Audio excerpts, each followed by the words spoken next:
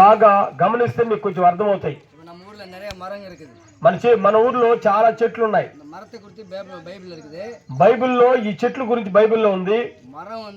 చెట్లు వచ్చి నిజంగా అవి బాగా ఎదిగిన తర్వాత నీడనిస్తాయి, నీళ్లునిస్తాయి, అన్ని చేస్తాయి.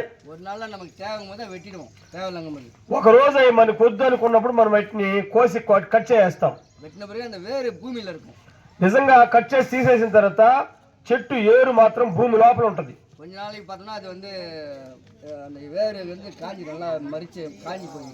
నిజంగా కొద్ది రోజుల తర్వాత ఆ ఏరు బాగా మరి ఎండిపోయి ఉంటుంది. మళ్ళీ కొద్ది రోజుల తర్వాత వర్షం పడుతుంది. మరి ఎప్పుడైతే ఎండిపోయిన ఏరుకి ఆ నీటి వాసన తగలుతుందో మళ్ళీ అవి సిగిరిస్తాయి.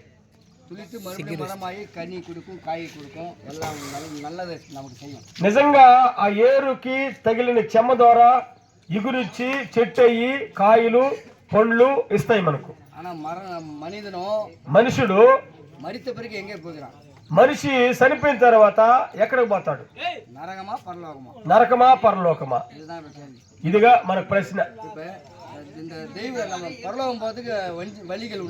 నిజంగా పరలోకానికి వెళ్ళడానికి ఒక మార్గం ఉంది,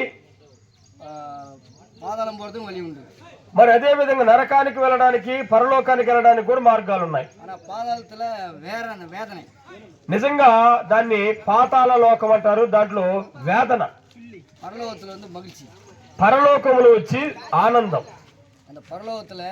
ఆ పరలోకంలో నిజమైనటువంటి సంతోషం అది నిత్యం అనుకుంటది. పాతాళం అంటేనే అది నరకం. నిజంగా ఆ చెట్టు గురించి ఒక నమ్మకం ఉందని ఒక మాట బైబిల్లో ఉంది. చెట్టు కోసేసిన తర్వాత తిరిగి మరలా ఏరులోని చెమ్మొచ్చి అది పెరిగి పెద్దదయ్యి పండ్లు వస్తాయి. మనిషి చనిపోయిన తర్వాత ఎక్కడ పోతాడు? ఈ శరీరం అనేది మన్నుకి మన్నుగా అయిపోతుంది.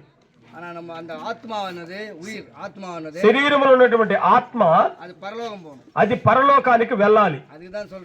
అందుకే చెప్తున్నాడు, నేనే మార్గము సత్యము జీవమునై ఉన్నాను అంటున్నాడు.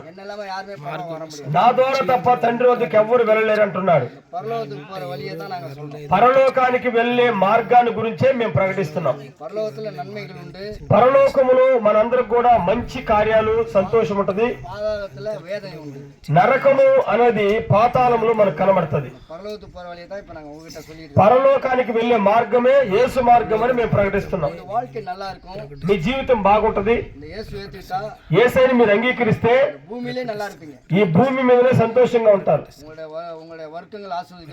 మీ యొక్క పని బాటలు దేవుడు ఆశీర్వదిస్తాడు. మీ యొక్క స్థితిగతులు మారుతాయి. ఒకవేళ మనకు ఒక్కోసారి భోజనానికి కూడా కరువు ఉంటది. మరి ప్రభువుని మనం ఎప్పుడైతే మన అవసరతలు బట్టి ప్రార్థన చేస్తామో నిజంగా మిమ్మల్ని మనలందరూ కూడా స్టెప్ బై స్టెప్ ఆశీర్వదిస్తాడు. నిజంగా మన గ్రామంలో మనం ఒక మంచి స్థాయిలో ఉండొచ్చు.